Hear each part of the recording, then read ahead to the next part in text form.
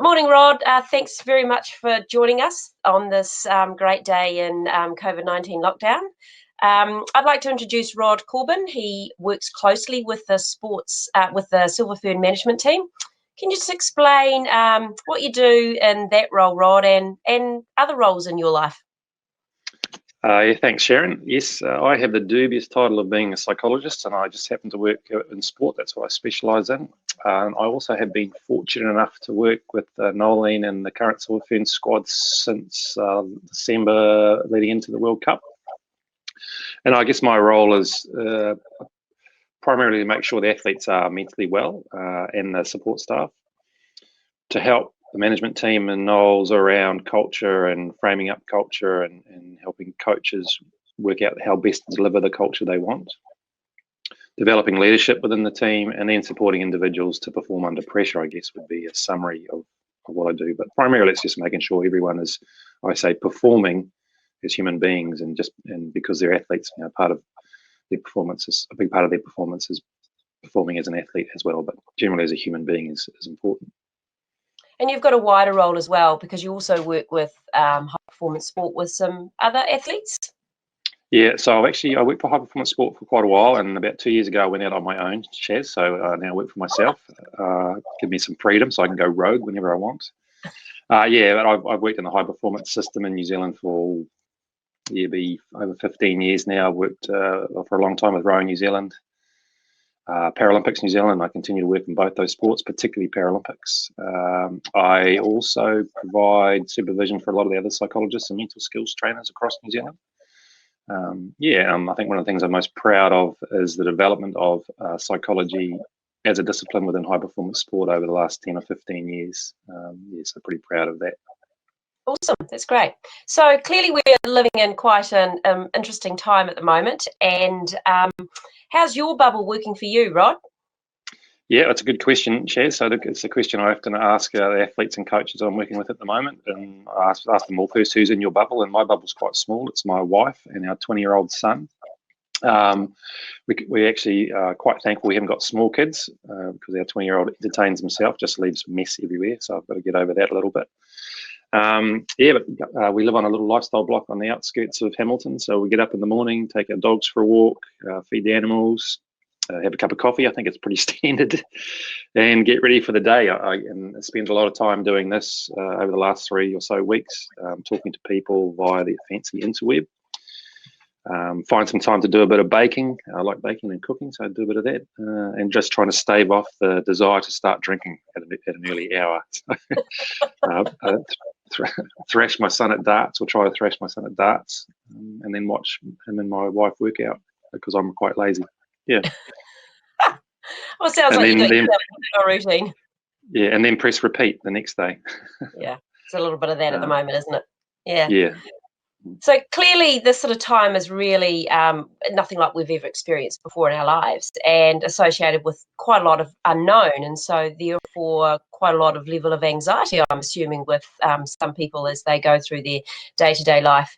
What are some of the strategies that help us with these challenging times, and what are some of your, perhaps your athletes and coaches, how are they working on dealing with the here and now?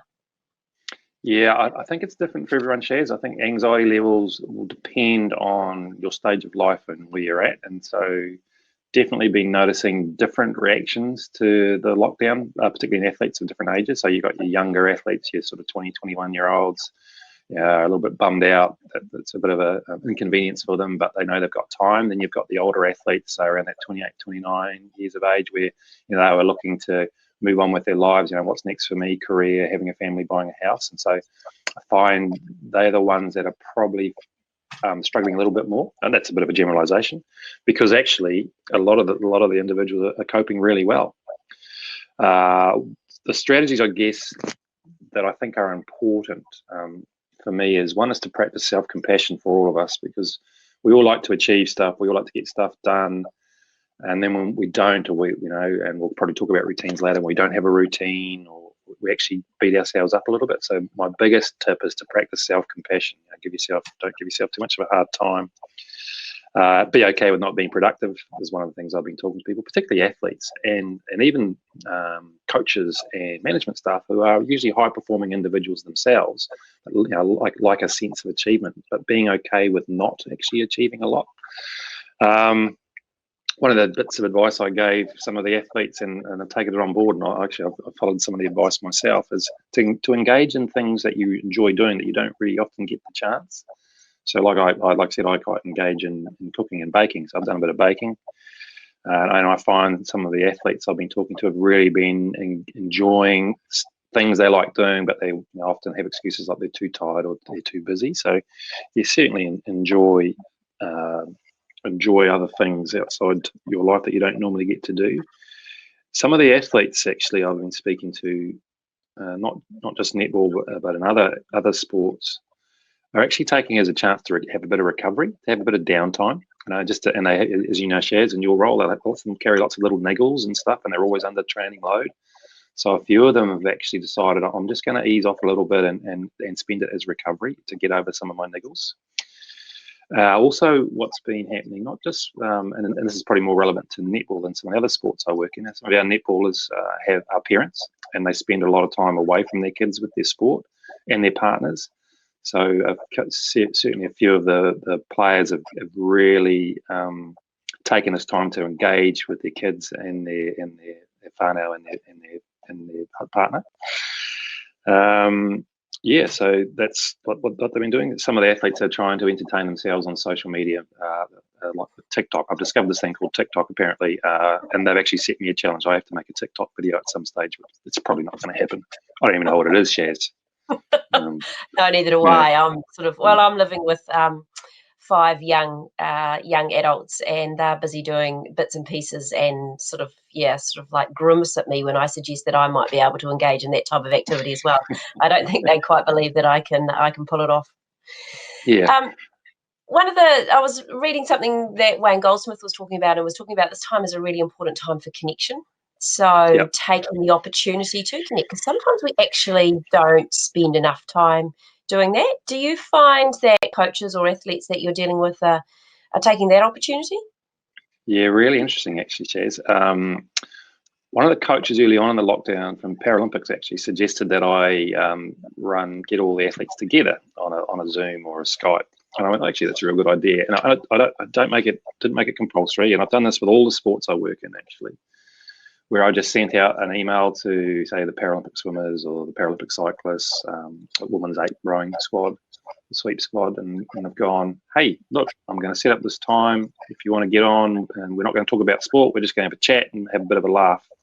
And I've been really surprised at the uptake. It's like been pretty much 100% of them jump on the calls.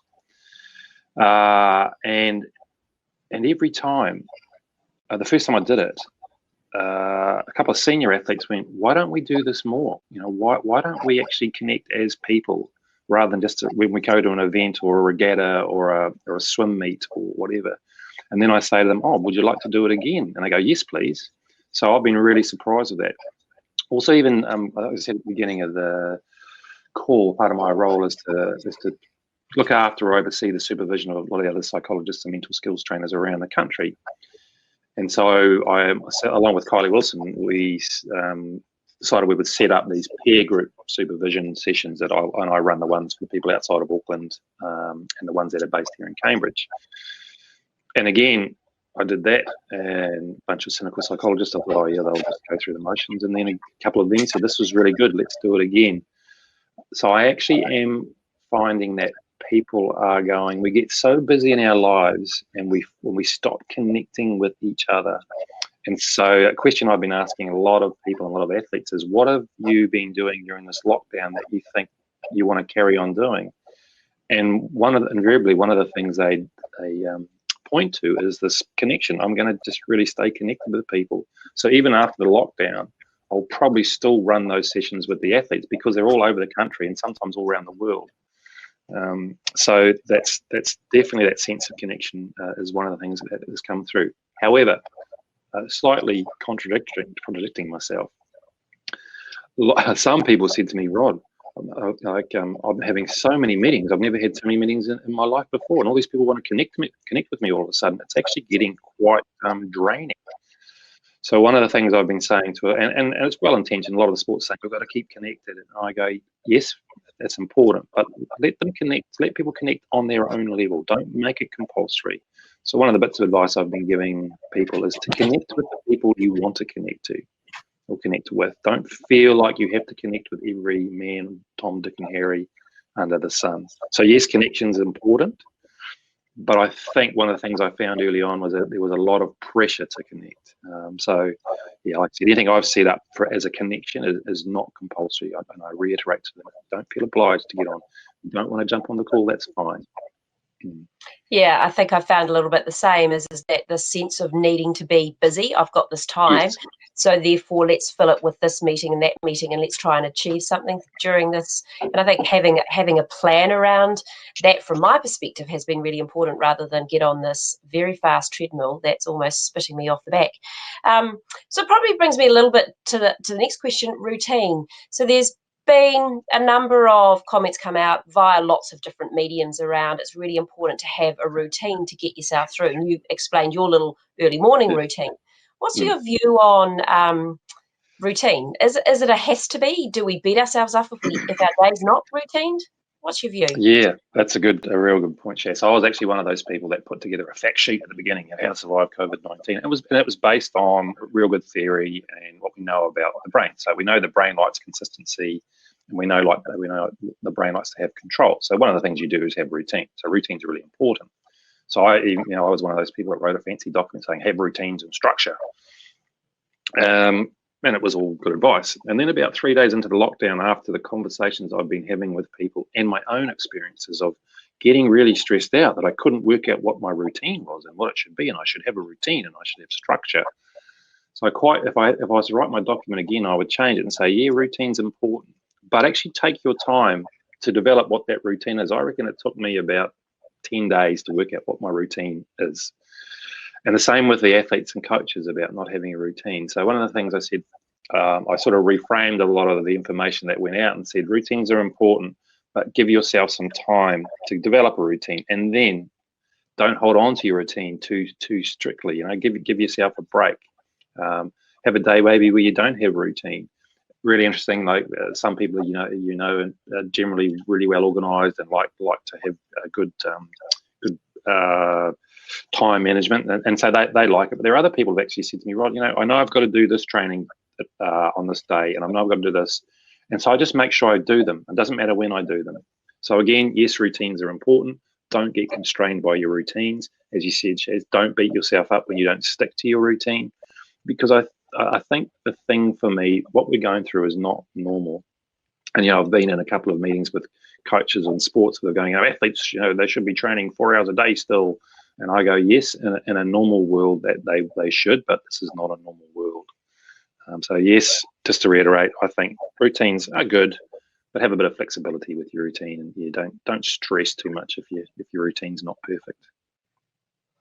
The other thing that's really interesting in the moment is we've got, say, for example, coaches who are wearing multiple hats, but wearing multiple hats simultaneously. So they're a coach, they're working, they're a parent, they've got kids at home, school's just started.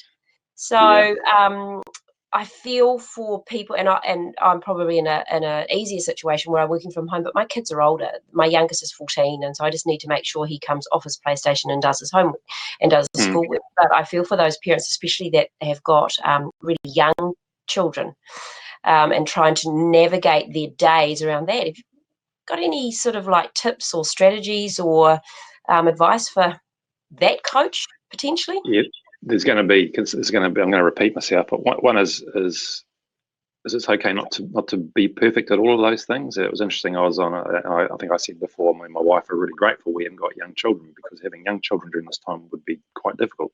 And it's been interesting. Like I was on a phone call, a video call with someone the other day who's got 2 young children. One's less than 5, one's maybe 6. And so we're talking on the video call, and her young 4-year-old daughter comes in, and the person I was talking to, husband comes in, the rules, and allowed in the office when mummy's on. And I went, don't worry about it. So how can you tell a 4-year-old girl who wants her mummy, oh no, you can't. So I think be quite flexible in that. I think I'm a very values-based practitioner. So at the end of the day, I always say to people, what's the most important thing in your life? And they'll often say my family. So I always go, family comes first. Often I've been in sports teams where the coach go, oh, team first. I'm going, team's not first, family's first. So I think one is to probably ask yourself what's the most important thing in my life, and it's to be a good parent and be caring and be nurturing. So I think that's the one. Is to prioritize what's important to you. And I keep repeating myself, it's family.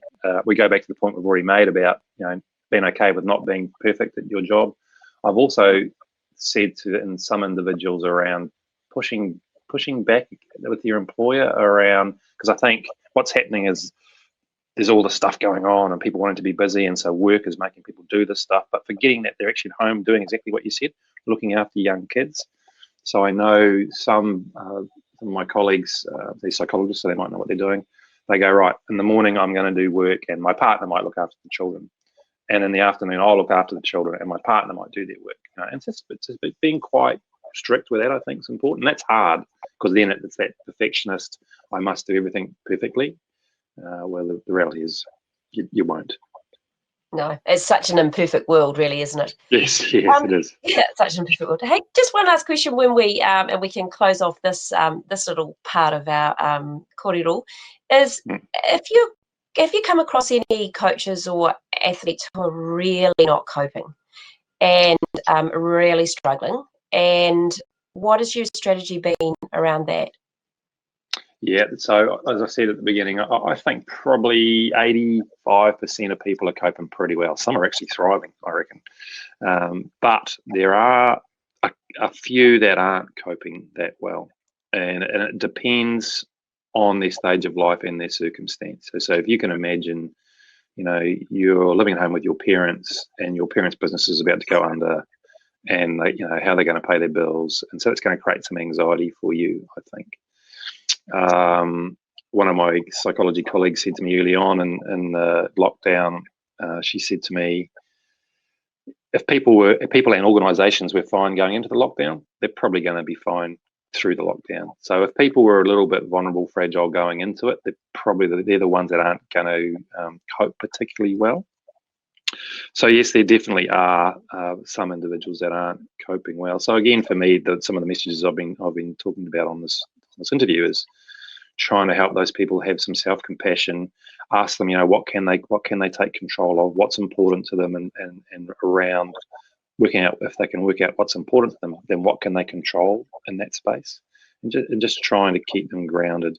The other thing I always say, psychology is quite easy actually. It's just validation. So don't say, oh, it'll be all right, it'll be okay, you'll be fine. Because what the person hears is, oh, geez, I'm useless. I should be fine, but I'm not. Why can't I cope? So, like I said, psychology is pretty easy. It's psychology 101, validation. Yeah, I can see that's really hard for you. And just be there for them. Acknowledge, acknowledge validation. It'll be, the sun will come out tomorrow. You'll be fine. Or they're going, well, no, I won't be. You're not listening to me. So yeah, validation. 10 years of university taught me that. Validation. That's all you need to know. Should have just took. Thank you very much for your time, Rod. And I think one of the key words that came through repeatedly was self-compassion. And I think that's a really key thing for this moment is acknowledge the fact that it's hard, like yourself, respect yourself, and just don't be so hard on yourself, because eventually it'll end. Eventually we'll be out and going back to our normal life, but we just need to look after ourselves in this time frame. Yeah, so, and I think one last thing I'd say, Chaz, around that is one of the questions I've been asking people is to, identify what strengths you have that have got you through it, even when you've been struggling. So what's got me through this, even with times when it was hard. So it's that sort of strength-based question. Awesome. Yeah. So thank you very much, Rod. Have a great day. Enjoy your baking, your darts, and I hope you have a wine at a reasonable hour. Yeah, I hope so. Yeah. Cheers, Chaz. Good chat. Bye.